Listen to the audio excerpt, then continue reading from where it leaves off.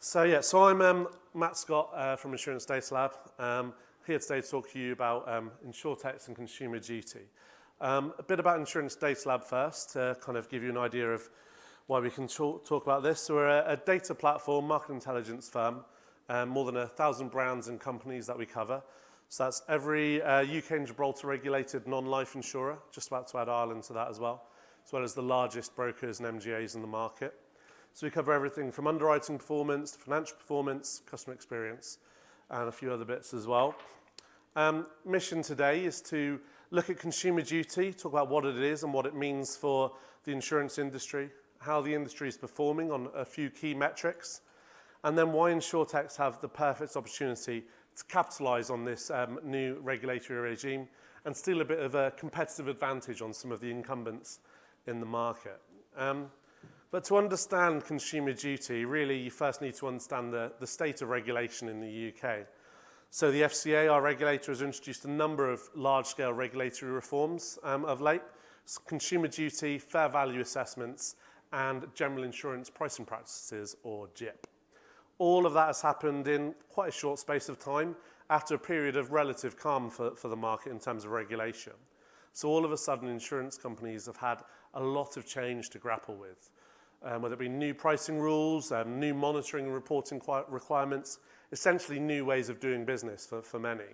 And this has been tough for a lot in the market, particularly those large insurers with legacy systems.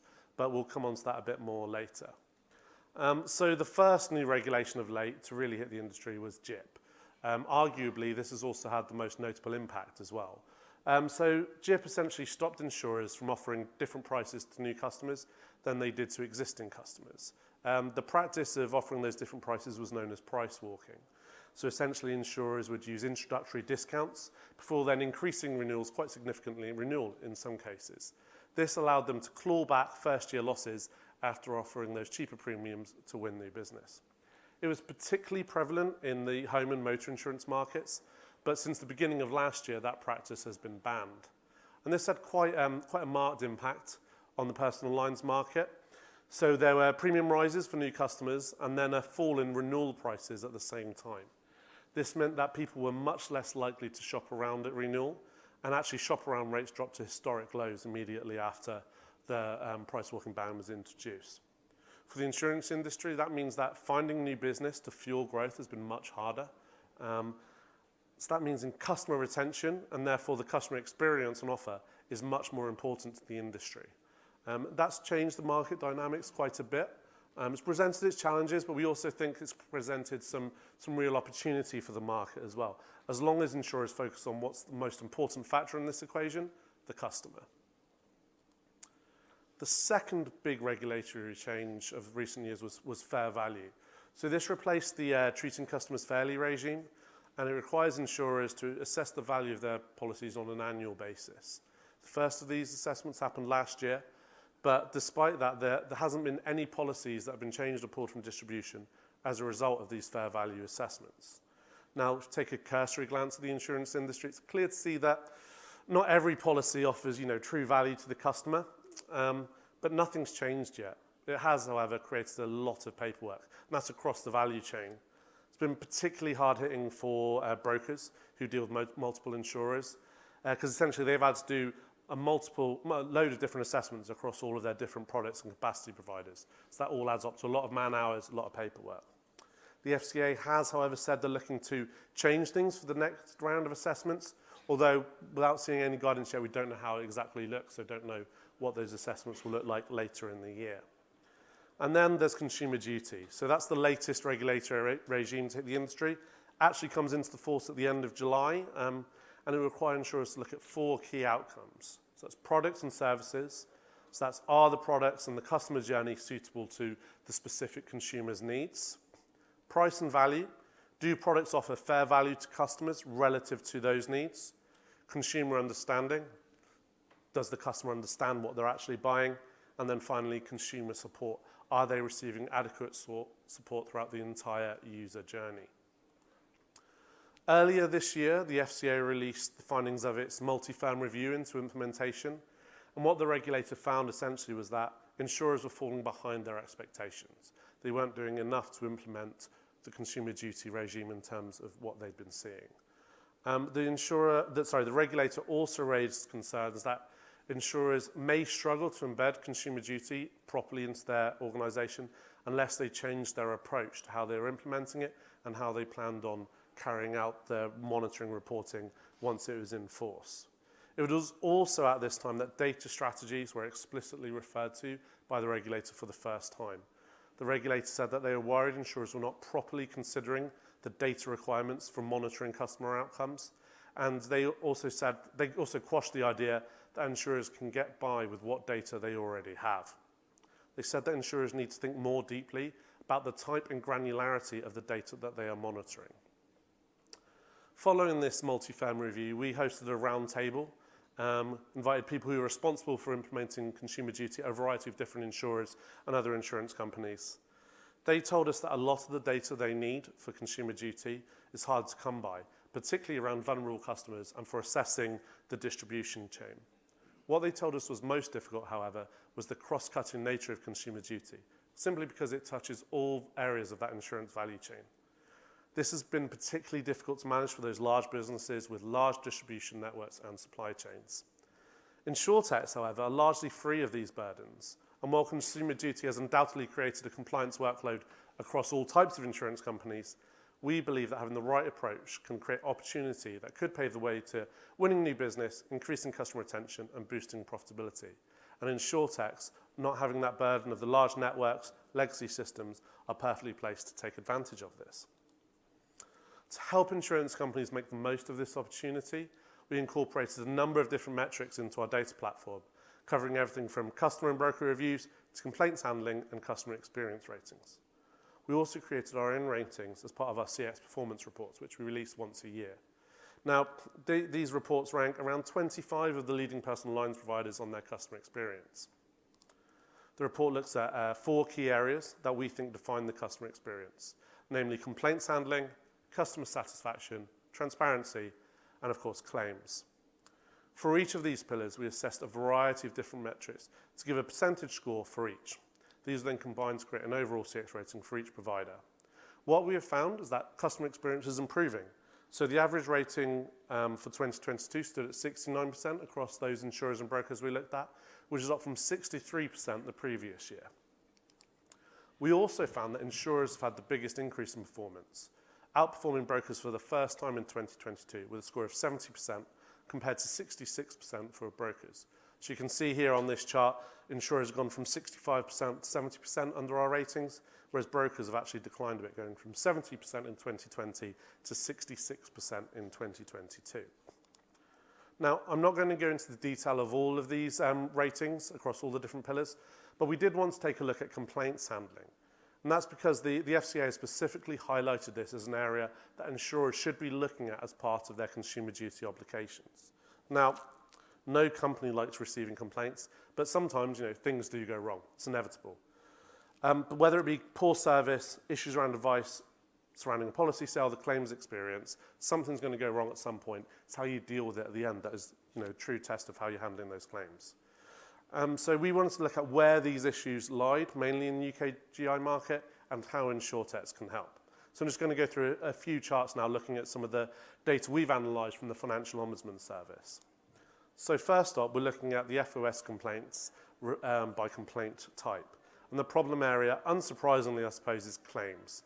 So you can see from this chart that the overwhelming majority of complaints referred to the FOS relates to the claims experience. One thing to point out is that in April 2019, the FOS started a separate process for handling complaints about claims management companies. That's why you can see a drop-off in the third quarter of that year. This was, however, offset by rising complaints in early 2020, moving into 2021, after the pandemic led to a surge in claims complaints reaching the Ombudsman.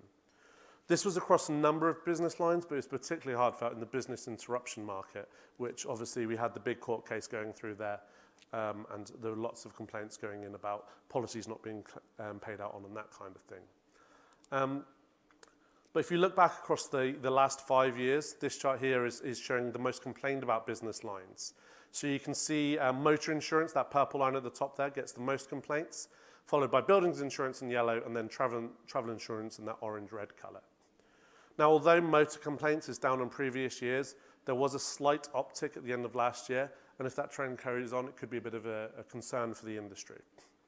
Travel insurance is a really interesting story there, though. And although it's the third most complained about product of the last 5 years, you can clearly see the impact of the COVID-19 pandemic with that big spike in complaints across 2020 and early 2021. Now, while the number of complaints is a useful measure, it's the proportion of complaints upheld in favour of the customer that we think are particularly important for the industry. This is because it shows how often the Ombudsman believes insurers are getting their decisions wrong. And here we're seeing the upheld rates for those same business lines. So this is the proportion of complaints in which the Ombudsman is finding favour of the consumer over the insurer. Again, travel insurance has seen the biggest change there. So the spike in case numbers that we saw in the latter half of 2020 and through 2021 also led to a huge increase in upheld rates as the industry struggled to deal with that influx of claims and also got the decisions wrong on whether or not to pay out on those travel policies. In fact, almost 50% of complaints were upheld in favour of the customer in the after the immediate influx of COVID-related complaints. And despite motor receiving higher level of complaints than travel, the upheld rates is significantly lower. It's also interesting to see that the proportion of complaints upheld in favour of the customer dipped immediately after those CMC complaints were started to be handled separately. But since then, we have seen the level of upheld rate creeping back up again. It's interesting to see where that goes over the rest of this year. And the final chart here, you can just see the upheld rates across all business lines going back over those 5 years. So we can see it's decreased since peaking in the first quarter of 2021, and now just over 30% of all complaints are upheld in favour of the customer. We think that this needs to be a key area of focus for insurance providers because we think even at that level, it's simply a number that is too high. Too many times these decisions being overturned in favour of the customer. And we think that getting those decisions right will really help to regain trust in insurance and keep the regulator on side. That's particularly important given things like the business interruption scandal that we saw after COVID and also all of the travel insurance complaints problems that we had at that time. We think that improving the clarity of wording so customers better understand what is and isn't covered will be a big help here. And that's because of something called the expectation gap. That's essentially the difference between what a customer thinks is covered under a policy and what actually is covered in the event of a claim being made. And that's really important. As we all know, a policy is simply a promise to put things right if the worst happens. Now, all policies have exclusions or extra charges under certain scenarios, and that's not a problem in and of itself. But such exclusions are not explained properly, and that's where the problem really lies. The customer doesn't know what they're buying. So consumers think they're buying something that is covered under a policy, and then when they come to make a claim, they find they're not covered, and that claim is denied. Now, that's not exactly a great customer experience, and it's certainly not delivering fair value or good customer outcomes. But where there are challenges, there are opportunities, and we firmly believe that there are excellent opportunities for those companies that get the customer experience right. And InsurTechs are fantastically placed to take advantage of this. Not only are they unburdened by legacy systems that make it more difficult and more expensive for those incumbents to react quickly to market changes, they are also experts at understanding what their customers need. Lots of InsurTechs, and we've helped some work towards their regulatory approval, they carve a specific niche in the market.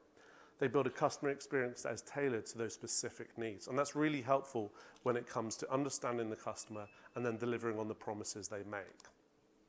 Technology is a great enabler here too. And it's those digital savvy InsurTechs that create user journeys that help them understand and determine what their customer needs that are going to get ahead. They then can tailor the policy on offer accordingly. This makes it much easier to explain any exclusions and limits that may apply to a policy, and that can close the expectation gap I spoke about a moment ago. And this is fundamentally important because it leads to an all-round better customer experience. This then can turn into better customer retention and an increased lifetime value of the policies being sold. And that is why we believe that InsurTechs are in pole position for all 4 of the key outcomes under consumer duty that I spoke about earlier. That's the end of my presentation now, and if there are any questions, I'll happily answer those for you.